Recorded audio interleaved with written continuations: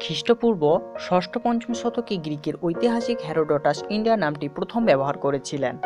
তিনি অবশ্য এদেশে আসেননি, তিনি পারসিক লেখাপত্র থেকে ভারতের সম্পর্কে জানতে পেরেছিলেন। উত্তর-পশ্চিম ভারতে সিন্ধু নদীর বদ্বীপ এলাকা কিছুদিনের জন্য পারসিক সাম্রাজ্যের অন্তর্ভুক্ত হয়েছিল। তখন এই অঞ্চলের নাম হয় হিদুস। ইরানি ভাষায় দন্তস্ব এর উচ্চারণ নেই, তাই দন্তস্ব বদলে গিয়ে হয়েছিল হ। ফলে সিন্ধুর বৌদ্ধত অঞ্চলগুলি হিদুস নামে পরিচিত হয়েছিল। আবার গ্রিক ভাষায় হ এর উচ্চারণ নেই, তার বিকল্পে রস্বই। অতএব যা ছিল সিন্ধু হিদুস তা গ্রিকের বিবর্তনে অনেকটা বদলে গিয়ে হয়েছে ইন্ডিয়া নামটি। সেই সময় ইন্ডিয়া শব্দটি সিন্ধুর বদ্বীপ এলাকাকেই মূলত বোঝাতো। পরবর্তী সময়ে গ্রিকদের বিবরণী পড়ে বোঝা যায় যা পরবর্তীকালে ইন্ডিয়া বলতে উপমহাদেশকে বোঝানো হয়েছে।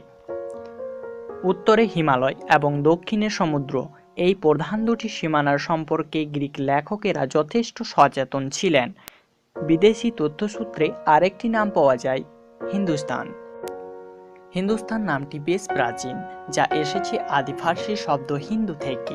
ফার্সি ভাষায় সিন্ধু নদকে বলা হতো হিন্দু, তার সঙ্গে যুক্ত হয়েছে স্থান শব্দটি ফার্সি ভাষায়, যার অর্থ হলো স্থান। রাসূল সাল্লাল্লাহু আলাইহি সাল্লামের যুগে এই উপমহাদেশকে আল হিন্দ বা হিন্দুস্তান বলা হতো আরবিতে, এবং ফার্সিতে হিন্দুস্তান। আরবি ফার্সি ভাষায় হিন্দুস্তান কথা বারবার এসেছে। 262 খ্রিস্টাব্দে খোদিত ইরানের শাসনীয় শাসকের একটি শিলালিপিতে হিন্দুস্তান শব্দটি পাওয়া যায়। এক্ষেত্রেও সিন্ধু নদীর সংলগ্ন অঞ্চলকে হিন্দুস্তান হিসাবে বোঝানো হয়েছে। দশম শতকের শেষভাগে অগন্যামা লেখক রচিত হুদুদ আল আলম গ্রন্থে হিন্দুস্তান শব্দের দ্বারা সমগ্র ভারতকে বোঝানো হয়েছে।